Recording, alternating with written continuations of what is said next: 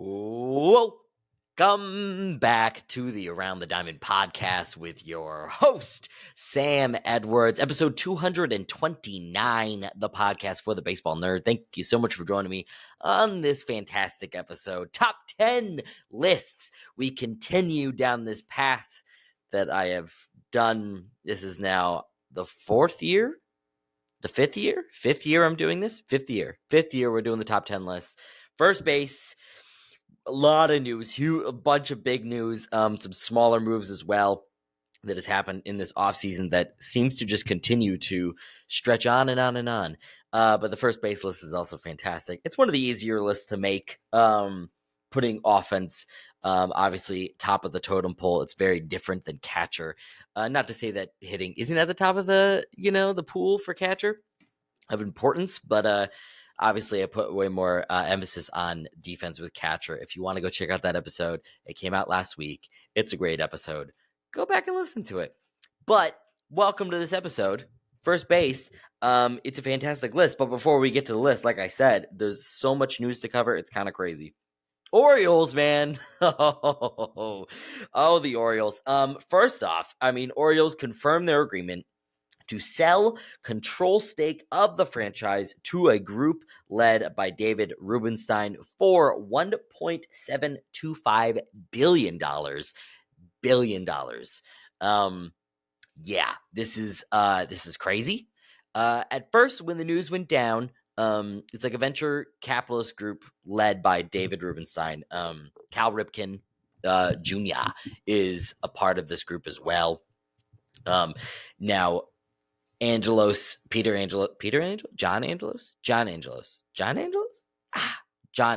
I believe his name is John Angelos, who was a controlling owner for a good long while now. He's still with the ownership group, but David Rubenstein and this whole group has kind of taken over the controlling ownership group. So Angelos just sold a portion of his ownership stake. At first, when I saw this, I was like, well, we'll see. I'm not as soon as I hear this news, it's like just because it's a new owner doesn't mean it's going to be better in terms of them caring about the team more and spending more on the team. Obviously, we've been waiting a lot. We've been waiting a long time for what the Orioles are going to do, especially after the season that they had, the amazing season that they had, winning the division and everything. But yeah, it turns out it's very good news because now, soon after, the Orioles, like I said in my underrated moves of the or my favorite moves of the season, really, Craig Kimbrell to the Orioles was one of them. 1 year for Craig Kimbrell filling in that closer role. And now they make one of my other favorite deals of the offseason, Corbin Burnes. Such a huge trade. He's such an amazing player. They trade Joey Ortiz, the infielder, lefty DL Hall, and then 2024 competitive balance round A draft pick number 34 overall in this upcoming draft. Such a huge deal. The Orioles finally get their ace. They finally get their number one, which is absolutely fantastic. I'm so happy. I was like giddy, bro. I was like straight up giddy for the Baltimore Orioles. It was crazy. Such crazy news. Biggest shocker of the offseason by far for me. So out of what felt like out of nowhere. Like just because you change the ownership group, just because you change it doesn't mean it's going to be better. And turns out it is. And this is such good news for Orioles fans. I'm so happy for you guys. I am a Red Sox fan. And I'm so happy for the Orioles. It's such amazing news. And yeah, bro, it went down. I was so shocked. I was like, I couldn't stop smiling. Like, I was freaking giddy, bro.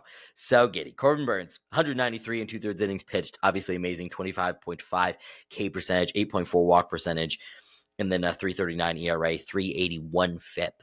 One of his worst seasons since his breakout, I would say, as a starter. Hasn't broken out. It didn't break out that long ago. It was like 2020 that he broke out, but either way, or 2021. Can't remember which one. I think it was 2021, actually. But either way, I love it. I love it, dude. They got Burnes at the top. Now you slot Bradish down under. You got Kramer next. G-Rod, who broke out in the second half of the season. Finally, he's looking legit. And then you throw in John Means at the end. I remember when John Means was the ace coming into the season. John Means was the ace. Now he's the number 5, baby. And yeah, I'm just so happy, man. Just so happy for the Orioles. Congratulations. This is such great news. And my goodness, does this put the entire AL East on watch, because my goodness, are the Orioles scary with the team they've built, and now with an ownership group that might be willing to finally spend some money. Oh my goodness. And also willing to trade draft capital and prospects. This is huge. This is so huge for them. It's fantastic. Let's look at it from the Brewers side, because the Brewers won their own division last year by like 10 games. Yeah. So they could theoretically still win their division. They could still do it. Not saying it's not going to happen, but I don't think it's going to happen. First off, they get Joey Ortiz back.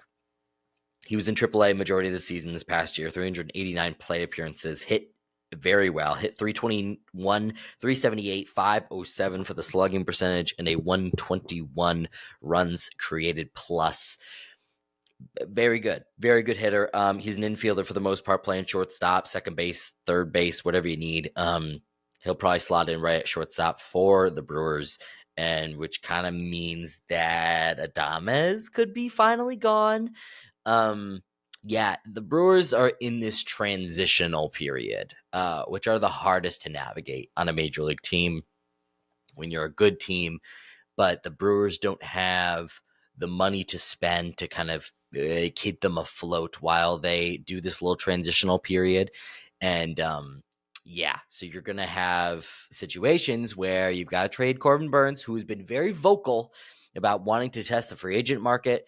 So you got to get something for him, and you need it to be valuable. You need it to be worth your while. And because Corbin Burns is that good of a player that you need to be worth it. I think this is a good return. Joey Ortiz is a nice player. He's going to slot in at shortstop. He's been lauded for his defense, and I think he'll be passable on offense. And then you also get lefty DL Hall, who I think kind of projects out as a really good reliever, but not as a starter, as he's kind of been brought up. He's kind of been training as a starter, and he's definitely going to get a solid shot, because the Brewers rotation is left lacking very much so. They need at least one more veteran to fill in that rotation, because it's not pretty. Let me look at it real quick. It's not very good. It's not good, I would say. Let's see what we got here. We got Freddie Peralta. Nice, if not a little shaky, maybe, like nasty, but a little unreliable. He scares me. That's really what I'm trying to say. Freddie Peralta scares me. Wade Miley, like the epitome of consistency, but the ceiling's not very high. Kind of the ultimate opposite of Freddie Peralta. Colin Ree, Gasser, Joe Ross, DL Hall, Ashby. What are we doing here, bro? What are we doing? I like Ashby, but my goodness. And DL Hall is fun, but like, this is what the rest of the rotation looks like? Wade Miley's your number 2? Wade Miley's your number 2. You're telling me you're winning the division with Wade Miley and your number 2, and the offense isn't even that amazing? Like, I'm sorry, bro. You lost me. It sucks. It sucks for the Brewers. This is the situation that they're in. It should not be acceptable what the Brewers do and what small market teams do. What the Orioles used to do. And now maybe they're a big market team. Who knows, man? Who knows? It's so exciting. This is such a great trade. I think it's good enough for the Brewers. I think this is a good enough return. I think the ceiling on Ortiz and Hall is high enough that it'll be good.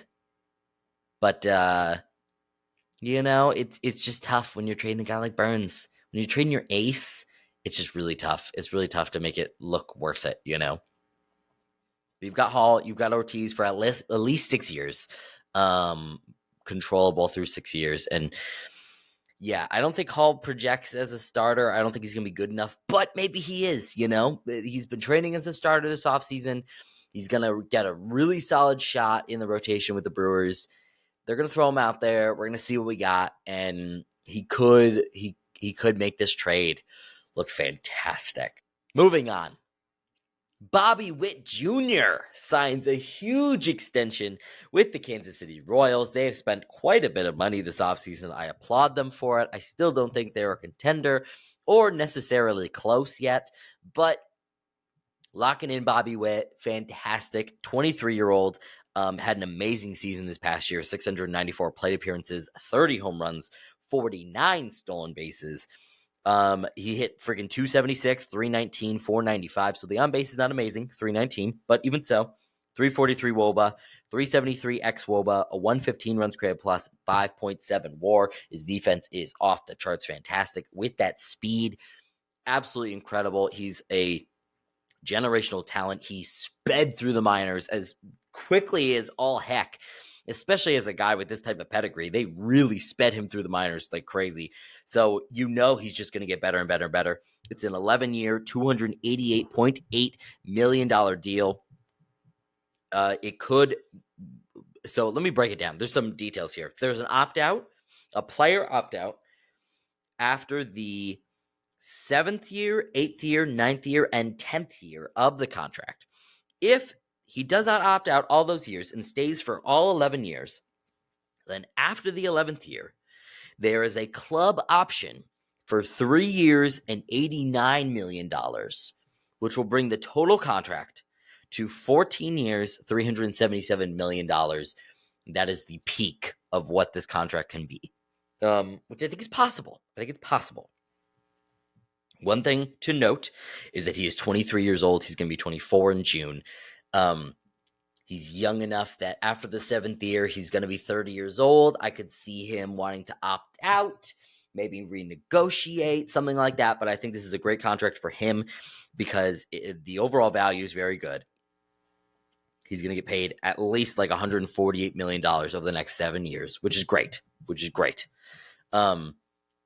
Let me just remind everyone out there, Ronald Acuna Jr. signed an 8-year, $100 million extension. That's insane, bro. That's insane. I can't with that. I can't with the Braves. Can't even get on there. Anyways, Witt is going to get at least 7 years, $148 million. So like the bulk of the money, well, it's kind of half and half, I would say. That's not bad. No, the bulk of the money is in the latter half, as with most contracts are, especially with a contract like this, with somebody this young. By the 7th year, he's going to be 29, going to be 30. Good time to hit free agency, honestly. But there's a lot of money left on the table if he does leave. But also, he's a superstar talent, so it's like, yeah, it's fantastic. He had 4 years left of control, so they locked down at least 3 more years of control with Bobby Witt. Absolutely fantastic. I love this deal for the Royals. This is fantastic. Continue to build this team and put a contender together to make this contract worth it, because that is what is going to make this contract worth it. Witt is going to perform just as well as anybody. He is a superstar. I know you look at like the 115 runs created plus and think, is he a superstar yet? 5.7 WAR, the intangibles, everything that he adds besides even just the pure hitability.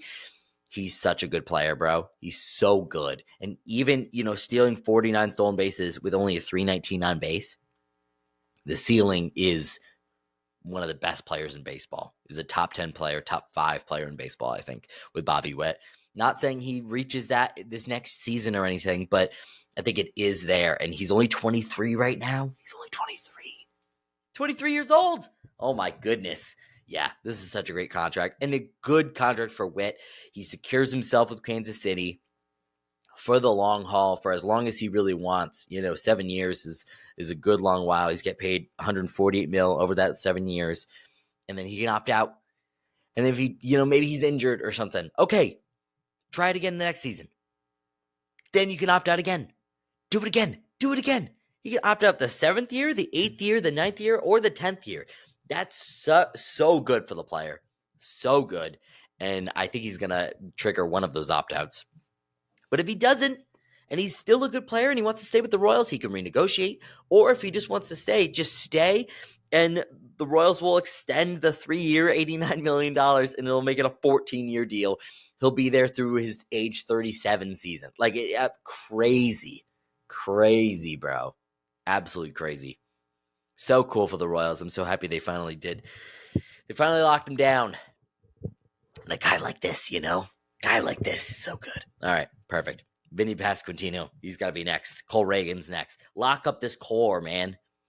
You can't win with one player. You got to lock up this core and continue. Yeah, I'm excited. Excited for the Royals. Mariners. I'm excited for the Mariners, man. You know I'm on board with the Mariners. I'm always on board with the Mariners. They suck me in. I think they're the new Angels, bro. I think they're the new Angels. They just really get me going with these deals. Mariners acquire Jorge Polanco. Happened early last week after I posted last week's episode. I was very bummed. But now I get to talk about it. Jorge Polanco from the Twins this past year, 343 plate appearances, 14 home runs. He hit 255, 335, 454 slugging percentage, 340 WOBA, and a 118 runs created plus. He's consistently shown to be a very good hitter, above average hitter. He's going to fit perfectly at second base for them. Plugs a spot that they really need, and they need a little bit of more pop in their bat, in their lineup, I should say. And Polanco's consistently shown that his power is here to stay, man. And I'm so happy. If he could stay healthy, perfect. Perfect trade. They trade Justin Topa, the reliever. 69 innings pitched for him, 21 K percentage, 6.5 walk percentage, 56 ground ball percentage, nice. 261 ERA, very nice, and a 315 FIP. Not bad at all. Twins add a good bullpen arm. Very nice. Anthony Descalfani. Mariners send $8 million to cover his $12 million owed this season, so Twins will be on the books for $4 million total for Descalfani. And then they also get prospects Gabriel Gonzalez and Darren Bowen. I know both those guys are young, if not unfantastic at this point, but should be good depth pieces for the Twins. It's kind of depressing for the Twins. They said they were going to lower payroll, which is not what you want to hear, especially after winning the division. They're kind of in a similar situation as the Brewers, but I would say the Brewers are probably in a better position right now than the Twins. Yeah, it's kind of tough. I really like this for the Mariners. Like I said, he plugs in perfectly at second base. You can slide him over to first base if you need to. I just really hope he's healthy. That's the big question when it comes to Polanco. You just never know if he's going to be healthy. And yeah, that's basically it for there. They also traded with the White Sox. They're not done with the Central, apparently. For Gregory Santos, the reliever. So they basically replaced Justin Topa with a very good reliever. 66 innings pitched for Santos, 22.8 K percentage, 5.9 walk percentage, 52.5 ground ball percentage, 3.39 ERA, 265 FIP for Santos. Very, very nice. And yeah, good deal for them. I like the Mariners. I like they get another bullpen piece. They got that beautiful triad at the top, Munoz and Brash at the top of that not the rotation. I always want to say rotation when I'm talking about the bullpen. I don't know why. Maybe rotation just comes up easier. I don't know. At the top of the bullpen, Munoz, Brash. Now you got Santos as well. Fantastic. So love that for the Mariners. Absolutely love it, and love Polanco as well. I've been on Polanco, man. I've been on the Mariners as well, so it's great to see this little marriage, this little marriage of people that Sam likes, Isn't that fun for everybody else? Is that not fun for you guys? Anyways, moving on, flipping the page. The Giants, Giants trading Ross Stripling to the A's. The A's desperately need it. They needed the rotation depth. Stripling, 89 innings pitched this past season. 5.36 ERA, 5.21 FIP. He was injured for a good half the year. I could easily see him coming back and being much better than he was this past year. Good deal for the A's. I like it. A's also signed Alex Wood to a 1-year, $8.5 million deal. Whatever. He pitched 97 and 2/3 innings pitched this past season. 4.33 ERA, 4.47 FIP. What do you want me to say, bro? It's the freaking A's. The rotation right now: J.P. Sears, Paul Blackburn, Alex Wood, Ross Stripling. Whatever. Like I said, he was injured. He did come back. He looked much better after the injury. And then you got Luis Medina. Moving on, the Blue Jays have signed Justin Turner to a 1-year, $13 million deal. I like this. Let me give a little caveat, okay? I like this deal unless he's unless you want him playing half DH, half third base, okay? Nah. Blue Jays need to go after Matt Chapman. Bring him back. It makes too much sense. Just bring back Matt Chapman at this point, Justin Turner's great for DH. If he's your full-time DH, I'm happy, bro. I'm chilling. This past year with the Sox, I love Justin Turner. He's a great player. I love that the Sox got him. I wanted them to bring him back, honestly. I would have been happy. But nope. 629 plate appearances, 23 home runs, 276, 345, 455. Slash line good for a 114 runs created plus 1.2 F4 on the season. Justin Turner, he just provides so much, bro. Just turned 39 years old as well, bro. I just saw that. That's insane. What? 39 years old? What are we doing, bro? I don't know what they're doing. What are they putting in his drinks at this point? He's so good. He's so consistent. He's going to hit 20 bombs at least. He's going to hit 265 to 275. He's good. He's an above average hitter. Throw him at DH. Can't hurt your team there. I just want them to get Matt Chapman as well. I really want them to get Matt Chapman. Yeah, man. They just don't. I don't know, man. His defense just isn't great, and I don't want to have to rely on like Isaiah Kiner-Falefa at third base. That's what we're looking at right now. Kiner-Falefa is their starting third baseman right now. No! You got Kevin Biggio, you got Santiago Espinal, who I've been kind of in on before, but not really right now. He kind of hits for average, and that's it. And Kevin Biggio, he's like, he doesn't really hit for average, but he walks a lot, but his power disappeared. I don't know, bro. Kiner-Falefa can play defense, if that. No. Go get Matt Chapman. Complete this team, please. Blue Jays, please. Give the Orioles a run for their money. If the Orioles are spending money, we need you to go out. Go get Matt Chapman. Bring him back. Complete this team. Please. Okay? I appreciate it. Thank you. The Twins have signed Carlos Santana. I like this deal. It's a 1 year, $5.25 million. He's going to share time with Alex Kirilloff. It's good. He'll switch between like first base and DH. He's still good defensively per the stats. Savant and Fangraphs defensive run saved. Still good defensively at first base. Throw him at first base. Have Kirilloff DH. Whatever, And he's a good enough hitter. Did very well. Got traded to the Brewers. Did much better than Rowdy Tellez was doing. I like this. I like Carlos Santana. I'm happy for him. Good for him. Cool. Rays have signed Phil Maton. I don't know what it is. 66 innings pitched, 27 K percentage. No, not with the Rays. Bro, 3 ERA, a 3.74 FIP. This is going to be rough, man. This is going to be an amazing season. It's going to be so good. Maton is nasty, bro. He's nasty. He was just with the Astros. Now he goes to the Rays. I feel like he's collecting Infinity Stones at this point. With how good these teams are with pitching, Phil knows what he's doing.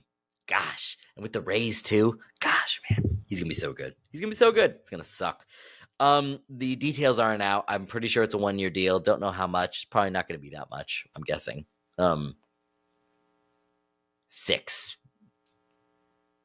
7 million maybe. Kenyon Middleton signed for $6 million, 1 year with the Cardinals. Had a very good year. Only 50 innings pitched. Pretty standard, but even so. A 30.2 K percentage. To go with the 10.8 walk percentage. You knew it had to, the pendulum had to swing somewhere. 56.6 ground ball percentage, though. Fairly good. 3.38 ERA, but a 4.20 FIP. This is good. I like this deal. Good for the Cardinals. Go get another reliever. They needed it. I like this deal a lot.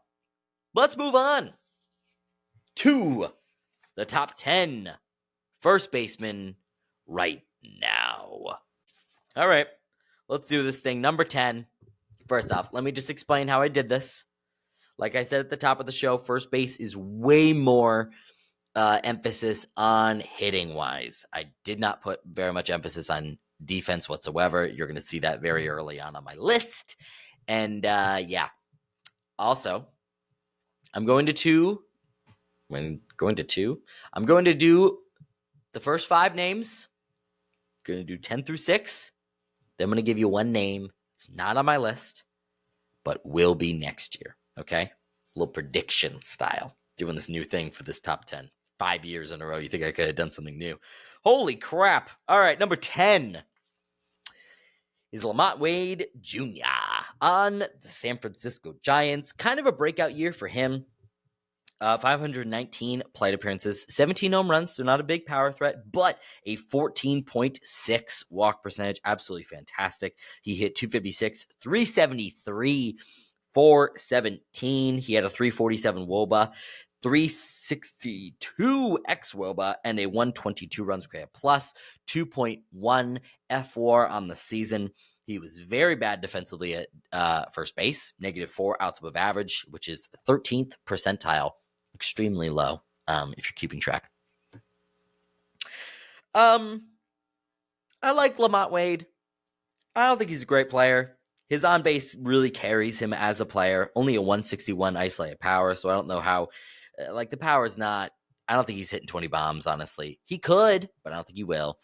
17 bombs this past year. 417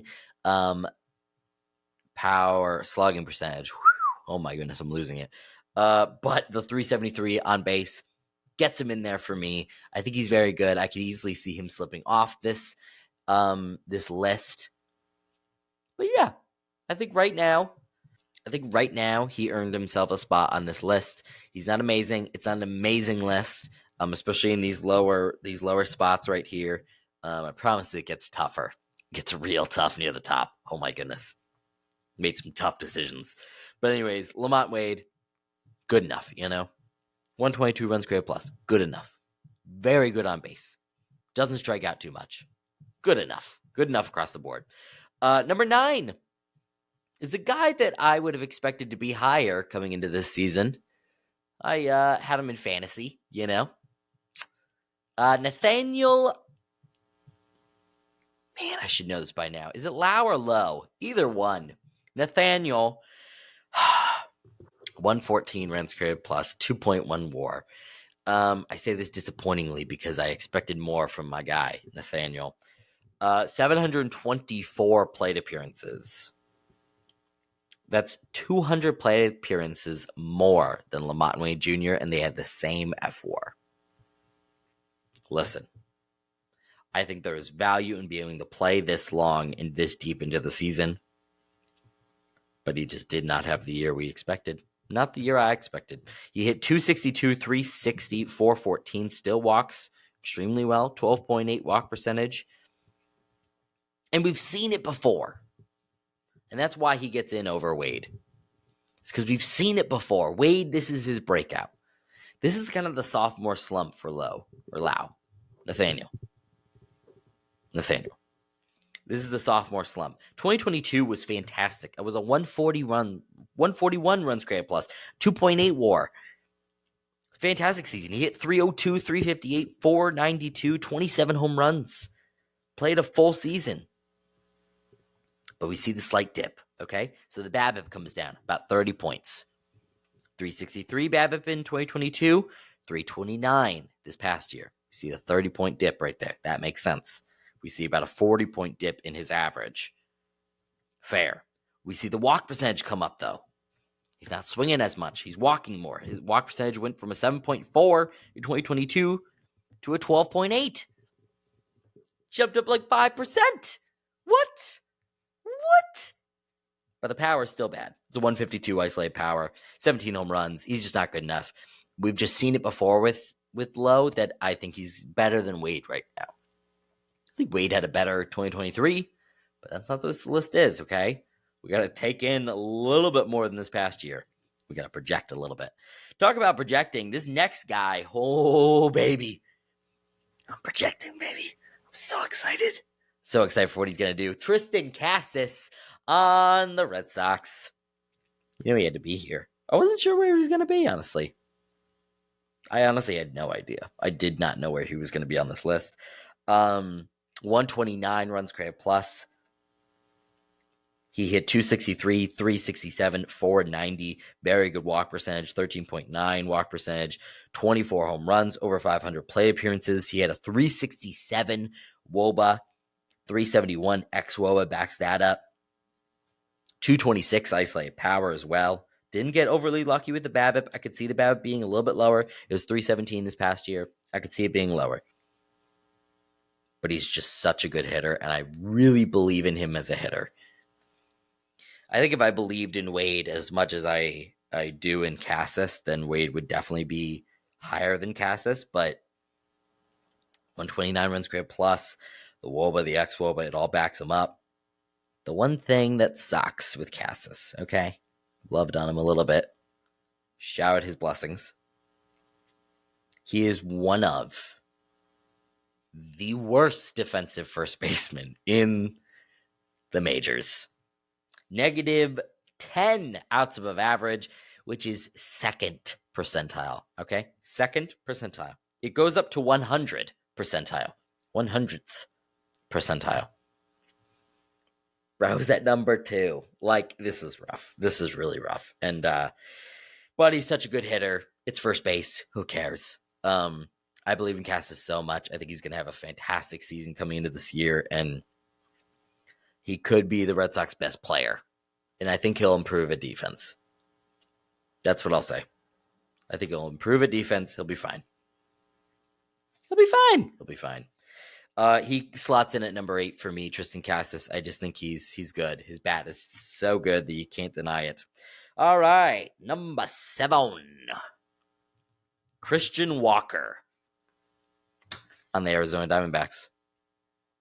This is where the list gets kind of interesting, and I had to make some tougher decisions here. Christian Walker, 120 runs created plus this past year, 3.8 WAR on the season, 33 home runs. Love to see the power output from him. 11 stolen bases as well. Doesn't strike out too much. Only a 19.2 K percentage. He had a 239 isolated power. He hit 258, 333, 497. It's a good season. It's a good, consistent season. He backed up what he did in 2022. The power is still very legit, and you love to see it. He's also fantastic defensively. 11 outs above average, 97th percentile. Love to see it. Absolutely love to see it. I don't have much to say about Christian Walker. I think he's kind of underrated. Christian Walker's fun. Such a steady bat, such a steady power bat, doesn't hit for a super high average. He's kind of your traditional first baseman, and I kind of love that, but he's also sneaky, really good defensively. It's great. It's absolutely great. I love it. Christian Walker, man. Shout out to you, bro. 33 home runs. 2022, he had 36 bombs. He could go for 40. He could get 40 bombs. He probably will, honestly. He'll hit 40 bombs eventually. Number 6 is a guy who's going to hit 40 bombs, and he's done it before. Pete Alonso. Kind of a down year, but then you dig a little bit deeper. You know what? Yeah. Start feeling, man. Start feeling the juices flowing. Pete Alonso, bro, he got so unlucky. It's a 205 BABIP on the season. All right, sorry. I'm getting ahead of myself. 121 runs created plus. 2.8 WAR on the season. He was about average defensively per outs above average. He hit 46 bombs. I forgot. I forgot he had 46 bombs. I knew he got 40 in 2022. I forgot it was at 46 this past year. The power is so legit. With Pete Alonso. As soon as the BABIP comes up, it was a 205 BABIP. His slash line was 217, 318, 504. Still a 500 slugging, bro. He's gonna hit 250 this year, and he's gonna hit amazing. He's gonna hit 50 bombs. He's gonna hit 50 bombs, over 50 bombs. Yeah, I really believe in him. The K percentage did come up, but only to 22.9 K percentage. He's gonna be fine. 287 isolated power, 346 WOBA versus the 370 X WOBA. He's gonna be absolutely fine. Yeah, I really like Pete Alonso. I'm in. I'm really in on him. 6th. That's why he gets 6th on my list. He could have gone higher. I was really thinking about it. But the ceilings of the players in front of him, man, it's just too tough to ignore. Way too tough. Yeah, really tough. All right. Before I get to number 5 and my top 5 first baseman right now, give a little future projection. Next year, this guy's definitely going to be on the list. Okay? Definitely. Spencer Torkelson. Yeah. I had to give some love. Second half was amazing, man. The power just came to life for him. And overall in the season, it's not a bad year. 684 plate appearances for Torkelson. 31 bombs. He had a 213 isolated power. He hit 233, 313, 446 with a 107 runs created plus 1.4 WAR as well. He's going to be absolutely fine, and he is just getting better. The hot streak he went on in the second half, power-wise, was ridiculous. Absolutely ridiculous, and I really believe he kind of turned a corner, and I'm so excited to see what he does this coming year. He's going to be on the list, guaranteed. My future projection here. Yeah, absolutely fantastic. All right, top 5, baby. Made you wait long enough. Top 5 first baseman right now. Number 5 is Paul Goldschmidt. I know. Feels weird to have him this low. Feels kind of dirty. I feel dirty. He's right up there. He's right up there with the best of the best after his 2022 season. 2022, he had a 176 runs created plus a 7 WAR. Yeah. And you know what's crazy? His stats are crazy, man. My goodness. I don't even know how to rank him. Because the ceiling is crazy. Like I said, a 176 runs created plus. He hit 35 bombs in 2022. He was insane. However, it was a 367 xWOBA in 2022 versus the 419 WOBA he had in 2022. 367 xWOBA. In 2023, he had a 367 xWOBA versus his 350 WOBA. It's crazy, man. So crazy, the difference, and yet the xWOBA is the same.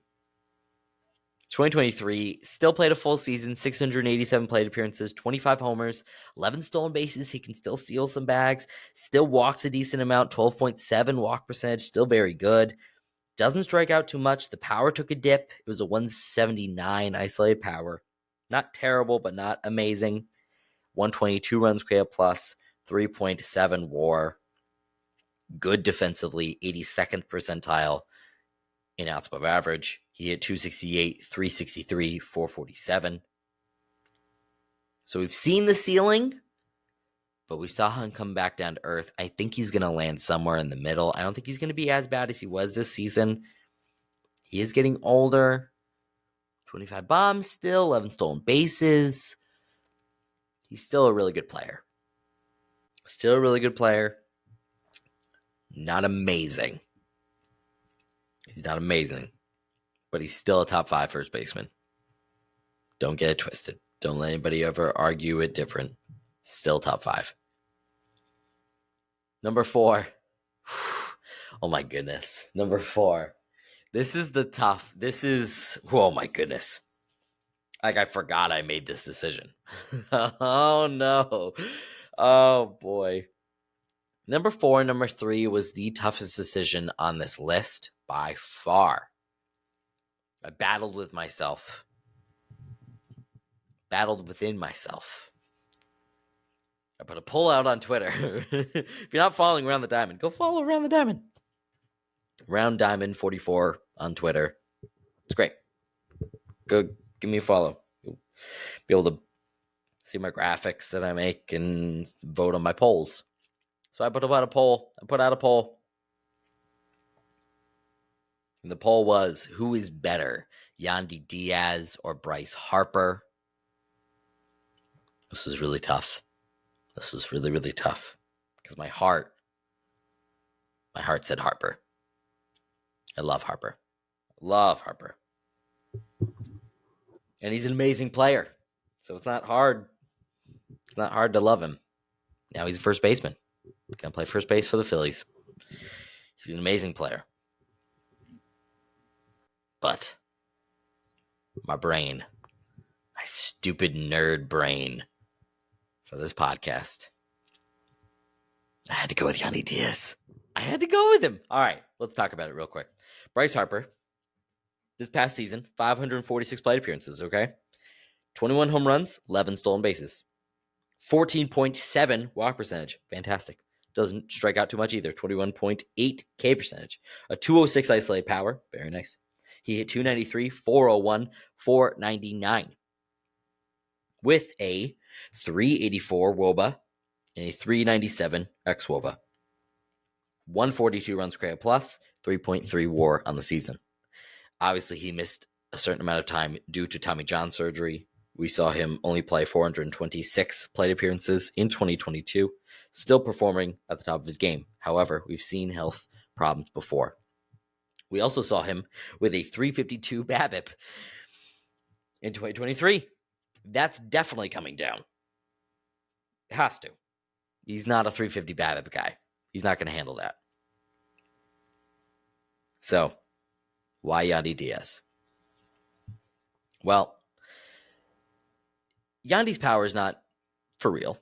We saw that this past year. He started off the first half and we were like, oh my goodness, here it comes. He's coming in for the win. Oh my gosh, the power's finally here. He's finally lifting the ball. Oh, okay. Let's bring it down a little bit. He is still an amazing hitter, despite the power not being what we want it to be. He hit 22 home runs this year. He hit 9 home runs in 2022. Both were still amazing seasons. The power's not there. He's not your typical first baseman, but he's an amazing hitter despite it. 600 plate appearances this past year. He hit 333, 410 on-base percentage, and a 522 slugging percentage, a 402 WOBA, and a 381 xWOBA, a 164 runs created plus, and a 4.7 WAR season. The previous year, 2022, he had a 146 runs created plus, 3.7 WAR on the season. He hit 296, 401, 423. That's back-to-back years with an on-base over 400. Man. Just a 164 runs created plus compared to Bryce Harper's 142. There's 20 points of difference. You just got to respect it. And it's back-to-back years for Yandy as well. 146 runs created plus compared to the 142 Harper had this past year. 2022, he had a 139 runs created plus. He's still an amazing player. But Yandy is getting the most out of his bat, man. He walks like crazy. 2022, he walked more than he K'd. 14 walk percentage in 2022, 10.8 K percentage. Yandy just had too amazing of a season that Yandy comes in third for me, man. It's so hard to do. It was so hard. So hard to make this decision. I still don't like it. I still don't like this decision. I feel like I'm still debating it in my head. I'm probably going to feel different the moment I wake up tomorrow morning, but here we are, Monday night. Had to make the decision here. 2024, who's better, Bryce Harper or Yandy Diaz? My heart says Harper, but my brain, I cannot ignore the season that Yandy had. And the fact that this wasn't a one-off either, he just backed up his performance, and I just could not ignore it. Harper at 4, Yandy at 3. So tough. So tough. But here I am. Next up, number 2. Much easier decision here. Matt Olson with the Atlanta Braves. 54 home runs on the season. That's all I really have to say. Had a 14.4 walk percentage.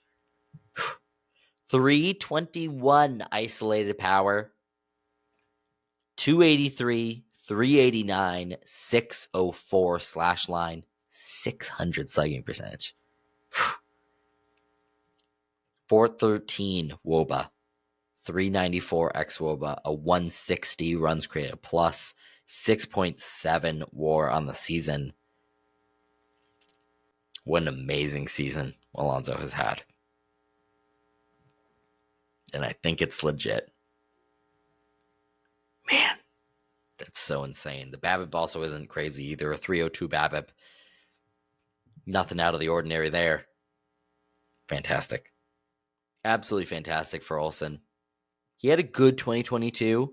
34 homers, 120 runs created plus, 3.2 WAR, but not number 2 on this list, you know?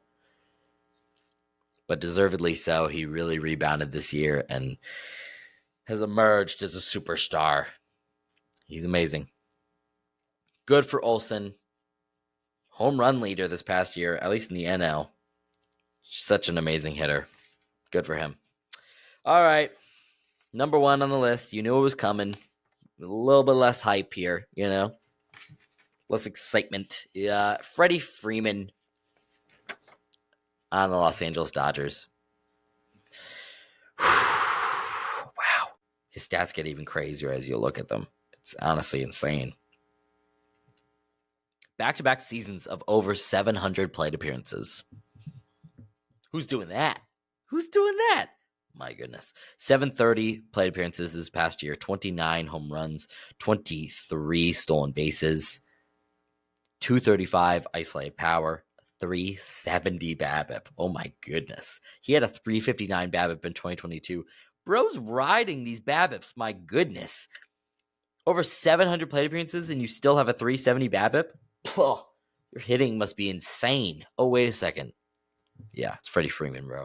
331 average, 410 on base, 567 slugging percentage, a 411 WOBA, 409 x WOBA, a 163 runs created plus, 7.9 WAR. He's top tier defensively as well. This dude's stupid good. Stupid good, Freddie Freeman. My goodness. And he now gets to hit with Shohei Ohtani and Mookie Betts. What? What are we doing?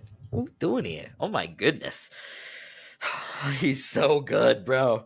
The power's not even that amazing. He's just such a good pure hitter. I mean, 163 runs created plus. He's hitting 330, 370 BABIP. The year before, he had a 359 BABIP. How are you doing this? He's such a good hitter. Over 700 plate appearances both seasons.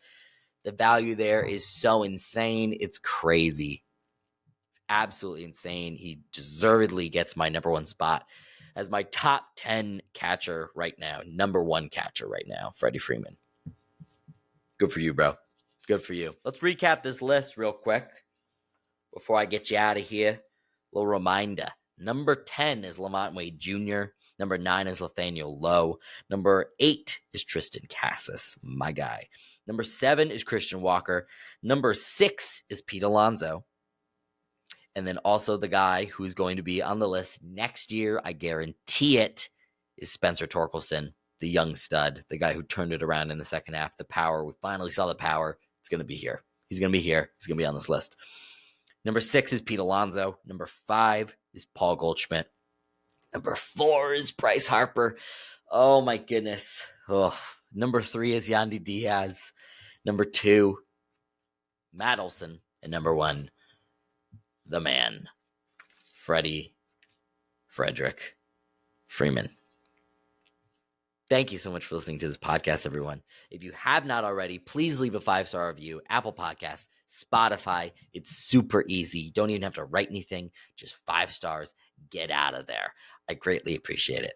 If this is your first time listening to this podcast, I hope you enjoyed yourself. I hope to see you back next week. We'll have a fantastic guest on, hopefully next week, covering top 10 second baseman as we continue down the line. And keep your eye on the free agent market, baby, because there's some big players still out there, some big teams that are looking at them. I'll see you back next week. Have a good one.